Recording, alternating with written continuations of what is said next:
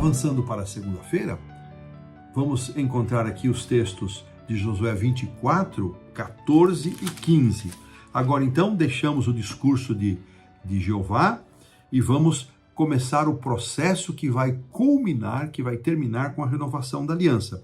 E vou pedir para a produção colocar o verso 14, por favor, uma vez que o 15 já lemos como verso para memorizar. Diz assim: produção, muito obrigado. Agora, pois, temei ao Senhor e servi-o com integridade e com fidelidade. Deitai fora os deuses aos quais serviram vossos pais da além do Eufrates e no Egito, e servi ao Senhor. Olha que coisa interessante esse texto. Bom, ele começa dizendo, temei ao Senhor. Bom, essa é uma expressão conhecida da nossa parte. Temer ao Senhor é um apelo duplo aqui de Josué. Primeiro é temer ao Senhor e servir ao Senhor com integridade e fidelidade. Comecemos por aqui. Temer ao Senhor não significa viver em constante medo e incerteza e insegurança espiritual.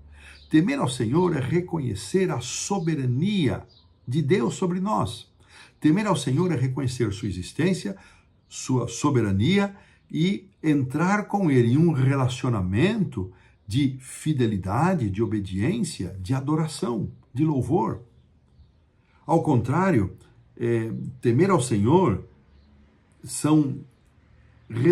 é resultado do reconhecimento da grandeza de Deus na nossa vida, pois é isso que se refere o sentido de temer a Deus, reconhecer a sua grandeza, a sua santidade, a sua infinitude. Temer a Deus é uma consciência, gostei dessa frase, é uma consciência constante da magnitude de suas exigências. Não é, eu temo a Deus, eu adoro a Deus, mas não vive em harmonia. Isso não é temer a Deus. É reconhecer que Ele não é apenas nosso Pai Celestial, mas é também o nosso Rei Divino, é também o nosso Senhor. Assim, embora a palavra temer possa descrever uma atitude interior, espiritual do interior, ela deveria caracterizar naquele tempo os israelitas e deve nos caracterizar hoje, e os resultados deveriam ser percebidos em uma vida de conformidade com a vontade desse Deus soberano. Bom, esse é o temor ao Senhor. Agora, servir ao Senhor com integridade e fidelidade. Duas caracterizações para o serviço exigido de Israel. A primeira é integridade, é a mesma palavra que era aplicada ao sacrifício exigido de Israel, sacrifício sem defeito, sem mácula, íntegro, por inteiro. Então, integridade, servir ao Senhor por inteiro, com integridade, de todo o coração, de toda a alma. Segundo, fidelidade ou verdade. É um termo que aponta para a constância, para a estabilidade. Não é um serviço intermitente, ora sim, ora não.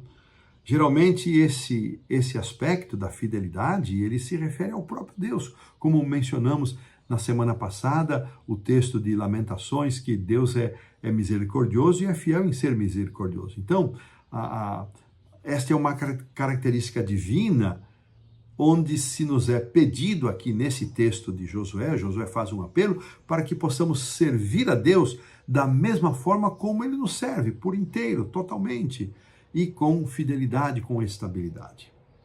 Alguém fiel, confiável e fidedigno. Olha que interessante. Basicamente, Josué estava pedindo ao povo de Israel que eles manifestassem a mesma lealdade, a mesma constância, a mesma dedicação que Deus manifestava na aliança com Israel.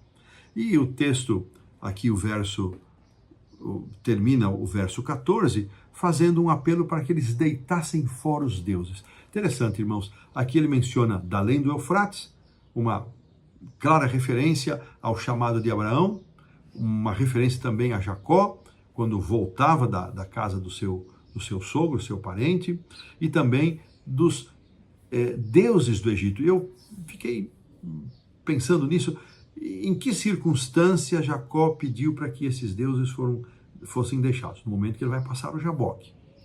Eles traziam deuses, amuletos, muito possivelmente da cultura local, talvez eles nem estivessem ali adorando aquilo, mas traziam com eles. E poderia ser que em algum momento, estes deuses fossem invocados, em alguma fragilidade, alguma fraqueza.